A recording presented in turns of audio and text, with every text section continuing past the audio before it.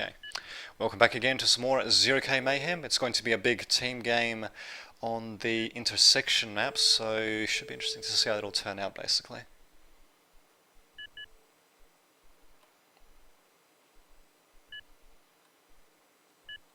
Okay, there we go.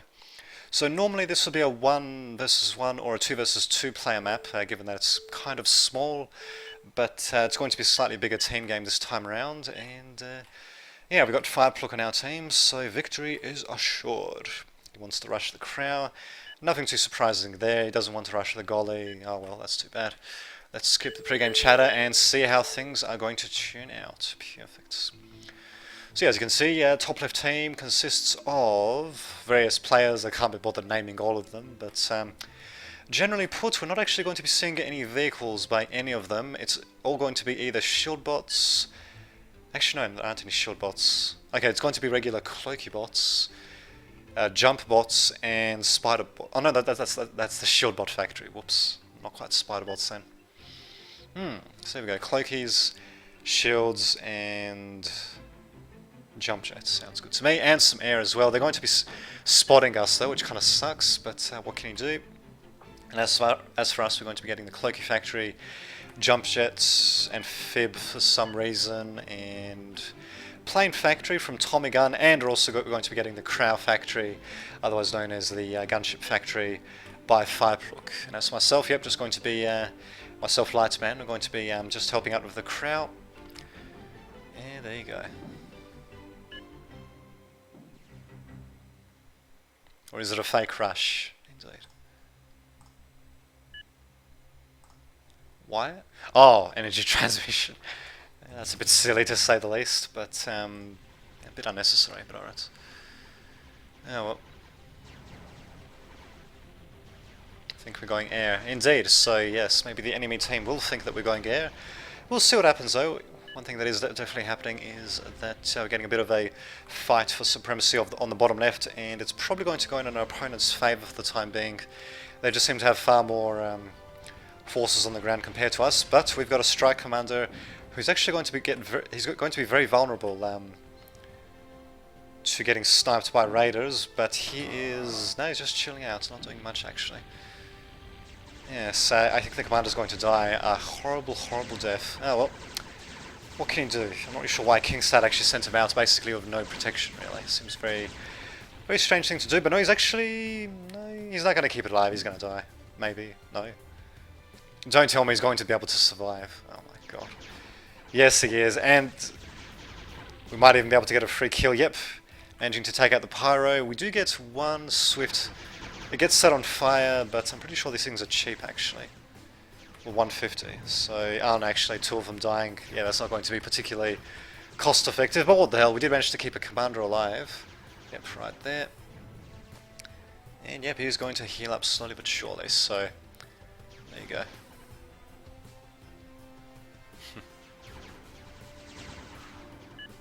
Indeed, make AA, yes.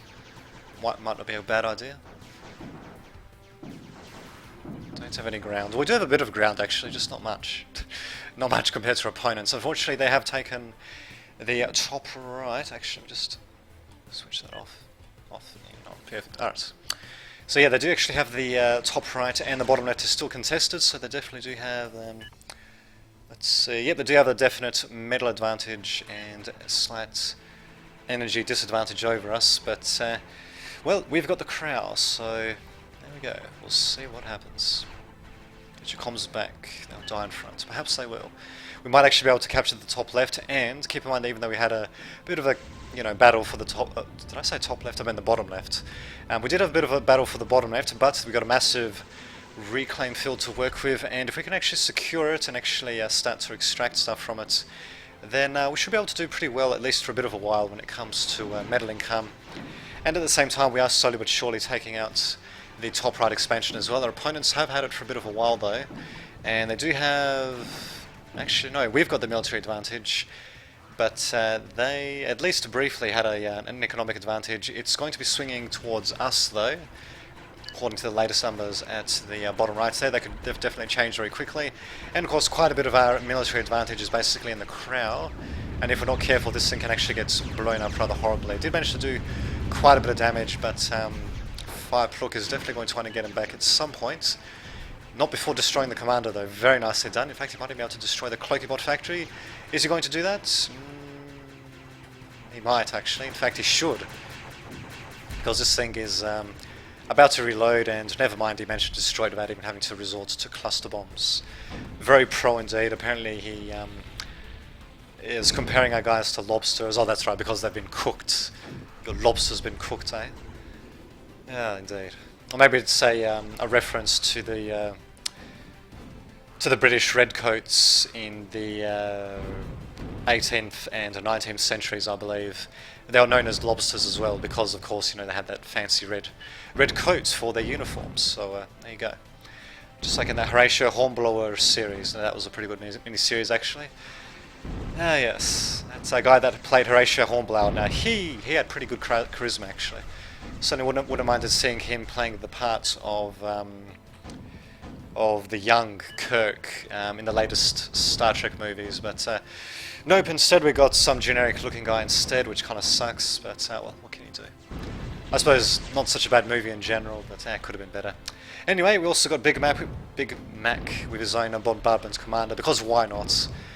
I mean, we're basically, the opponents have basically purely gone for raiders, with a couple of other forces mixed in here and there, so why not go very heavily into artillery, despite the fact that raiders can kind of just run up to artillery and blow the shit out of it. But what can you do? We'll just see how that goes. We got a Steam message, which is not popping up here because for some reason I can't see the Steam overlay in this game, but I'm sure it's something very important. So, meantime, we'll just have a look at this game, see what's happening. We do manage to do quite a bit of damage with the Crow, and even though there is a bit of anti-air, in fact we actually got a chainsaw being deployed towards the middle. The Crow is getting out of there slowly but surely, and our own gremlins are taking out their air sub fighters. So, yep, Crow managing to get out of there just fine and dandy. This thing's got a load of health, actually. These Crows are they're very much a pain in the ass to take care of, really. For opponents, that is. 16,000 health. Basically, it's Strider class level health and Strider class level cost for that matter, and yeah, definitely get what you pay for though, that's for sure. And we also do have our own conventional ground forces out as well, because why not? We actually might be able to destroy a commander with our own conventional units, God forbid. And he actually is going to do it. Yep, perfect, very nice. You gotta love the scallops with their quad shotguns by the looks of things. Actually, no, they got 5 barrels there. Yeah, I'm pretty sure that one of the barrels is for torpedoes, and I think the other 4 are quad shotguns, so good stuff indeed. Kind of reminds me of the quad shotgun in a mod for the getting tongue-tied. A mod for the original Unreal. I can't remember what it was called though, but I'm pretty sure one of the weapons was a quad shotgun. Maybe it's not the most original of weapons, but still, it's pretty good to see them in action. Just to see all that shrapnel flying around, you gotta love it. But anyway. Oh, indeed, yes.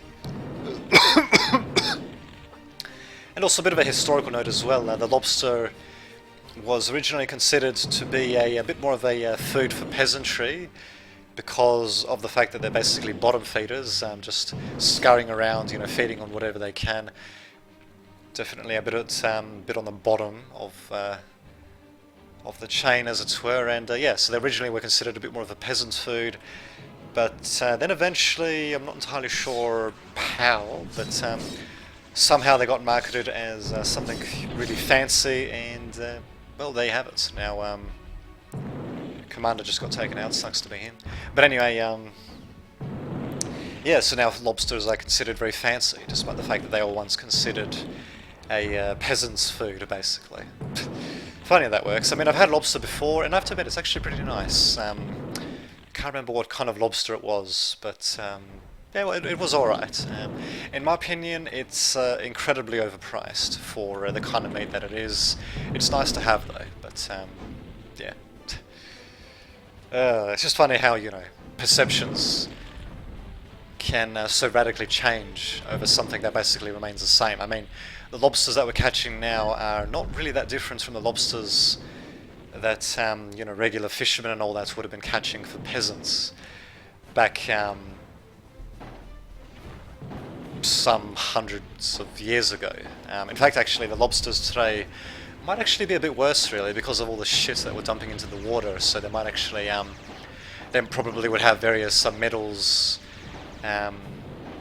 inside of them that you wouldn't have gotten with, you know, lobsters back in the day. So there we go. So we're paying more basically for lobsters that have got more metals in them, and all that. So what a fucking great deal, isn't it? Great fucking deal. Yeah, well, what can you do, eh? So that aside, yeah, I think we've gone on about lobsters for long enough, actually. But anyway, back to what's actually happening here. There's the opponents are apparently still getting cooked as lobsters. We did manage to take the top right and the bottom left. We've got pretty solid defences being, sorry, very solid defences being set up. We've got a commanders morphing all over the place because why not? And top right is holding, but only just. And where the hell am I supposed to be actually? Oh, there we go. There's my self-light man with jump jets. And yep, there are my pyros around there, just basically forming a bit of a defensive line versus enemy pyros with a placeholder because why not? And yep, lobsters indeed are panicking.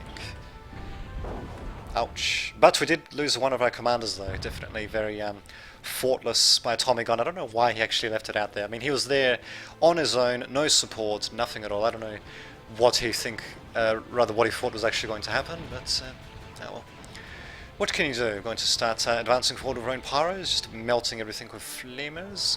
And not only that, we're going to have the crowd for a bit of offensive fire support, although it's actually going to be sent back for some reason. Not entirely sure why, but whatever. The advance is... Where the hell are my guys actually? Oh, they're right there actually. There's not many of them now that I think of it. But, yes. Sending raiders against a right unit, a great idea to say the least. Well, what the hell, we did manage to take them out. Mostly due to the scallops rather than mine pyros, but there you go. And yeah, we definitely do have opponents on the back foot. We've got puppies coming in by Big Mac to salvage the commander, make more puppies. And not only that, we've got a level 5 bombardment commander, because why not, say? Because we can, essentially. Also going to be bombing the shit out of them with the crowd. Nothing too out of the ordinary, really. This is basically going to be a bit of a foregone conclusion. That crowd definitely doing some good stuff for us to be sure. And Fireprook, yeah, I have to admit, did a good job with controlling it, and yeah, our opponents probably, I'm not really sure if they went too heavy on the anti-air, to be honest. It's just that crowds really are a pain in the ass to shoot down, to say the least. Our opponents, they did go for some anti-air. It's just more so the fact that the way they used their anti-air was a bit piecemeal, I think, we'll call it that, basically. They sent the anti-air in dribs and drabs, not enough to overwhelm the crowd at once, and instead, you know, the crowd would get damaged, and then basically return to base, get fully healed up, then go back again. So, while their opponents, on the other hand, would lose several fighters, just weakening the crowd. So, probably would have been a better idea to get the fighters in a bit of a bigger group before actually going after the Crow, then going after it, you know, just to make sure that they do manage to take out the bloody Crow. And of course, even better if they can take the Crow out over their own territory, they would have quite a bit of reclaim as well. So there you go, get some AA too. Actually, it wouldn't hurt really, because they do actually have their own bombers as well. So, and not only that, they actually got a sniper, sharpshooter, acting as a scout. I'm not entirely sure what he actually did there, but what he was hoping to accomplish there. But well, he was a little trooper though, rushing straight forward. Who needs ranged weapons when you can just charge straight into the enemy, eh?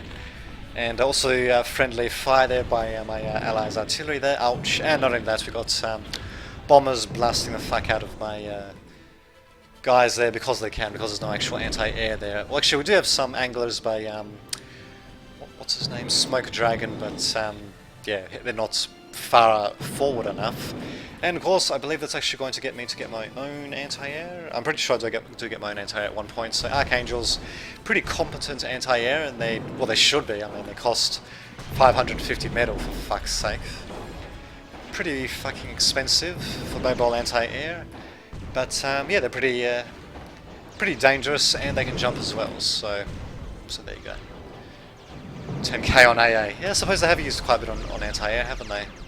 Well, in my opinion, it's not so much that they've wasted so much on anti-air, it's more so the fact that used that anti-air incredibly ineffectively. I'm just using it in dribs and drabs, weakening the crowd, but never being enough to actually outright destroy it. They really needed to gather their stuff into a bigger group and then send whatever they could against the crowd, and then basically make sure it gets taken out. But yeah, the current strategy for them didn't exactly work out too well, and yeah, basically the crowd's just been blowing stuff up, and our ground forces have been doing a pretty good job as well as a bit more of a follow-up measure, I suppose you can say.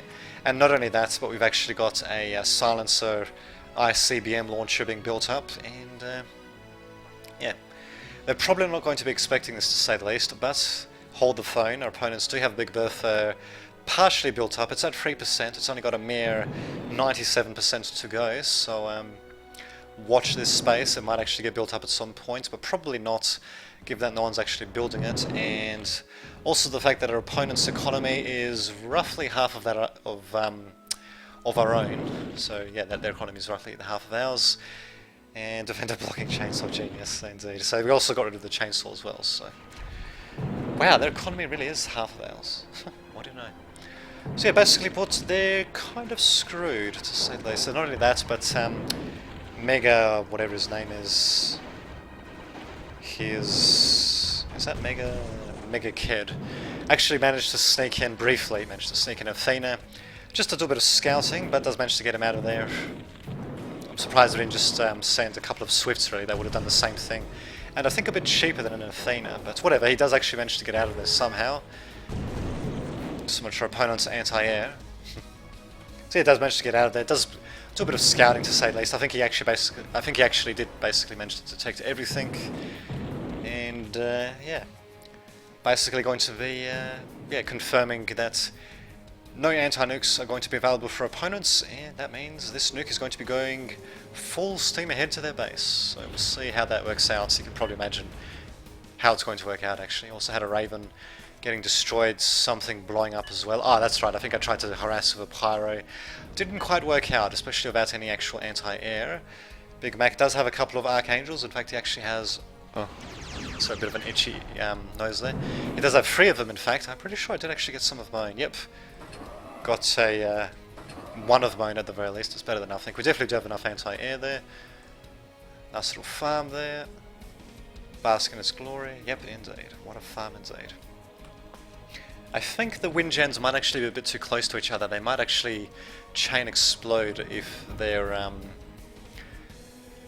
yeah, if one of them's destroyed. I think they actually will chain explode. But what the hell? They're there, and we actually do have some overdrive yet being pumped out pretty much everywhere, except, funnily enough, to this mechs and to these mechs here, and also to the mechs here. So could have done a better job with the overdrive. Not that it really makes that much of a difference. Also going to get a bit of an attempted attack by what's his name again? Mega Kid. Trying to do everything he can with these rogues, but yeah, the bandits are going to be a bit too much for him. Obviously, sending skirmishes versus raiders is usually not the best of ideas, and these guys are actually getting caught out in the artillery fire. Very nice shot there, actually. Whose artillery was that? Looks like it was Jummy's Firewalker. I'm not entirely sure why he's sending it so far forward, but yeah, very nice. Actually managing to take out vast majority of our forces, mostly due to the Firewalker and bombers basically coming in to take the rest. A couple of bombers getting disarmed, but Hacksaw taking out one bomber basically. So, huzzah! Hacksaw has been tweaked a bit actually in one of the more recent patches. So yeah, it's been tweaked, and apparently it's actually somewhat useful, as you can see.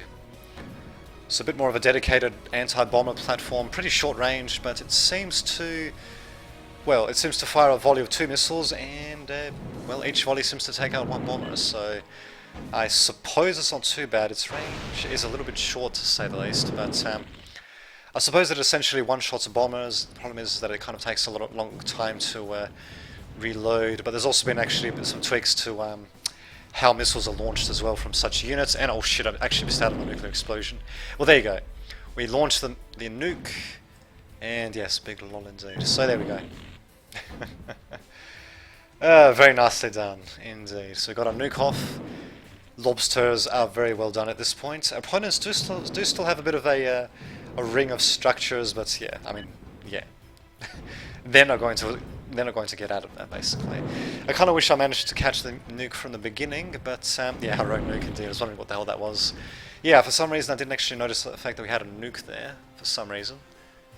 But there we go. And they have resigned, funnily enough. Although the crowd would have finished them off anyway, in style. So, a bit of an unusual game to say the least, but yeah, pretty action-packed. I think you'll agree to that. So, they have it. I shall see you all next time.